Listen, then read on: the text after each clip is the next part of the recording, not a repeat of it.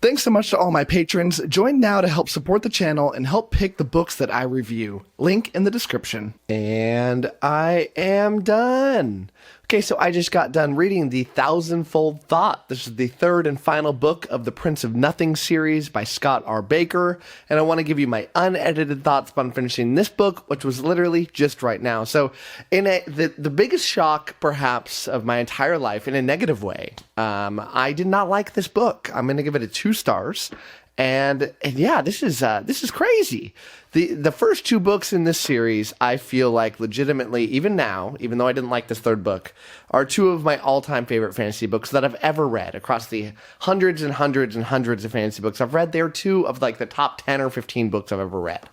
And so for the third book to be legitimately something I didn't like is nuts. But I feel like it's justified. I suspect most people won't agree with me on this, although I'm guessing it's not the wildest opinion. I can't imagine too many people are going to say this is the best of the bunch, unless you're just really into things about fantasy that weren't super present in the first 2 books, or just like different stuff than I like, which is completely possible. But yeah, this felt like a totally different book. I oftentimes when I read a book that is wildly worse in my opinion than other books in the series, I say things like, feels like it was written by a different author. That's not the case here. Clearly this was written by Scott R. Bakker. His writing style is extremely unique to him in a good way. And quite frankly, his unique writing style and his prose in general is the reason I didn't give this a 1 star. It's the one saving grace I would find in this book and something that I enjoyed. But unlike things like plot or wonderful characters, or humor, or these different aspects of the books that can really elevate books to a high height, something like prose can only get you so far. And in this case, it's taken to the extreme. I didn't like basically anything about this book, but the prose, was very good, so I gave it a 2. But if most things were bad, but the plot was amazing, this could be like a 4 or 5 star book. But that wasn't the case here because the plot.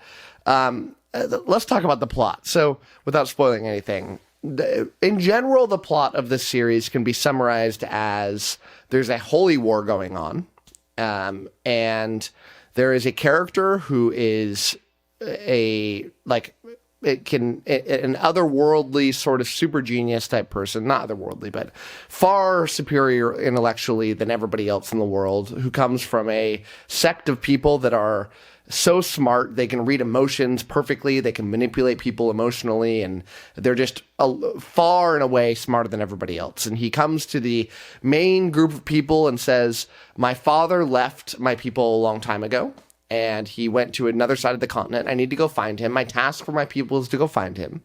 But I will get murdered if I walk from point A to point B without an escort. So he finds a way to sort of manipulate this holy war into going on, and just ends up following along in this holy war to get to his destination, which is where his father is.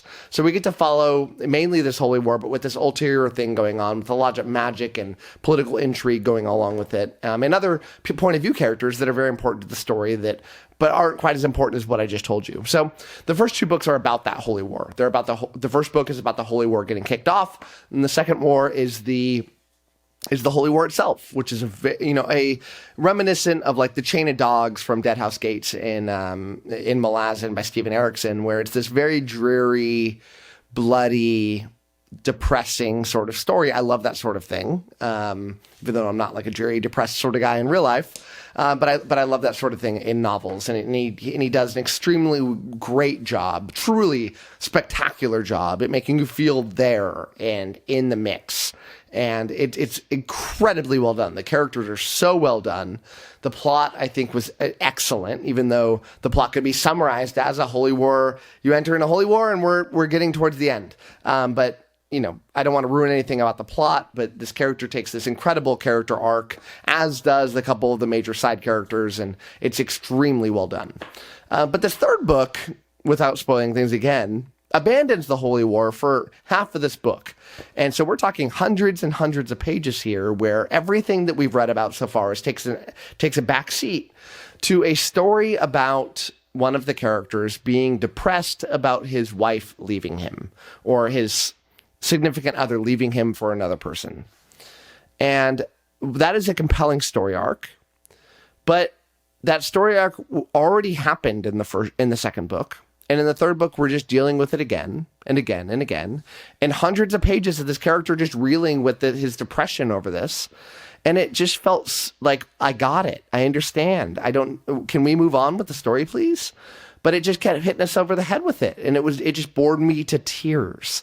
We got this character that wasn't even having dialogue with other characters. It was just Scott R. Bakker saying, I'm an amazing author. Let me show you how great I can write this beautiful prose about how sad this guy is about his significant other leaving him. And God, that sucked. I mean, that really sucked. But finally, the Holy War kicks off again. We get back to the book with a few hundred pages left to go. And it's like, great, we're back in. Maybe this can save the book. But the Holy War is basically done in the second book. We had like one major fight left to go. They're finally at their destination. And it's just such a letdown on what happens. Because Scott R. Bakker, I'd say the weakest part of his writing is he doesn't write battle sequences very well. It's very much like this happened, that happened, this happened, which is fine because there's not a ton of like real battles that go on in the other two books. It's more about like dealing with like what happens leading up to it and the aftermath of it. In this one, you got this big battle going on, which wasn't great. And then you got this main character who finally gets to his goal and has what you're hoping is this major revelation that goes on, or this very important conversation with this character that he's finally been trying to reach the entire book or the entire series. And it just turned into this weird, confusing metaphysics sort of discussion that was like, what? Like, I get it, but what? Why? Was I supposed to feel like good about what just happened? Was I supposed to feel satisfied, even in a good way or a bad way? It was just like, what? We spent the whole series leading up to that? It was just a letdown. Like nothing major happened. It was just like, I finally got to go have a talk with somebody about things I already knew, or could have guessed. And, because it's not a surprise. It's just like, huh? I mean, I guess the beauty was in the journey itself, right? But we didn't have much journey in the third book. And it was just the last, several hundred pages was just frantic jumping between characters in these confusing sort of mess. It just felt like a mess. And that sucked. I mean, I'd say the one good part about this book, besides the prose, which is amazing, was the last chapter or two. I mean, we got this character, 𝐒𝐮𝐲, who is a very compelling character who is a part of this sect where he relives the memories of this major historical figure who fought in the first Holy War. This is like the second big Holy War. And every night, him and his sect have a dream, a horrible, nightmarish dream that live at a moment in this character's life in the war that they battled. And this character finally gets a conclusion. And the conclusion was surprising. It was great. The showdown between this character and another character that you felt like was coming for a long time finally happened. They stood up for themselves, and it was great. It was really, really good. And it left me finishing it and going like, okay, that part was that small character arc among the greater world of things that were going on was satisfying. And I liked it. And it left me saying, I definitely have hope going into the next series, because this whole series is called The Second Apocalypse, but there's two sub-series that are within it. You have The Prince of Nothing and The Aspect Emperor, and The Aspect Emperor takes up, I suspect, based on the title of the book and what I know about the ending of the first book, with kind of where the first one left off, first series left off, or maybe some years gap. But I'm guessing a lot of the characters are the same. And I have hope that it will be good, that we'll move on, and that weirdness that I just experienced will be done, and we'll get to go have fun again. And I'll get to enjoy myself, which I didn't get to do here. So, yeah, if you love this one, I mean, I get it. You're probably in love with the writing, and maybe you enjoyed the metaphysics thing a lot. But did you really like the plot?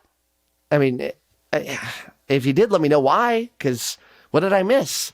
It just felt like everything fell apart. And I couldn't find the joy in it that I found in the first two books. So, Sorry, fans of the Second Apocalypse and specifically the Prince of Nothing, which I know there are a ton of people. I couldn't find the joy in this one, but hopefully I find it in the next one because I'm certainly a huge R. Scott Bakker fan. Scott Bakker, yeah. And I definitely suggest people read this book if they're fans of something like Malazan. It's the closest comp to it. And I got so many of the same feelings I got from Malazan for this one. I felt like this one was a letdown, but you probably won't. Most people like books, even books I don't like, and so you'll probably enjoy it. So try it anyways. And the first two books are incredible, like more than incredible. And let's see what I think of the next series and see if that can hold up to even a glimmer of what the first two books were. And if it does, then it'll be a great series. So that's it for me. Thank you so much for watching. And as always, happy reading to you. Thanks again to all my patrons, with a special shout out to my Ascendant tier and Librarian tier patrons: Amy, Alex P, Anna G, CJ, Doused, Darren, Daniel O, JD, Jonathan, Josh, Nathan T, Ned's Book Channel, 𝗓𝗏𝗄𝐐𝐴, Ron Reich, Russell, Ryan L, Sydney Baker, Slay, Tahir, Anna, Andra, Blair, Brock, Evan, Joe UK, Kat Mick, Marcus, Michael Sugarman, and Sky. Thanks for sticking to the end of this video, and if you want to watch some more content from my channel, click over here and I've got some good videos for you. Thanks so much.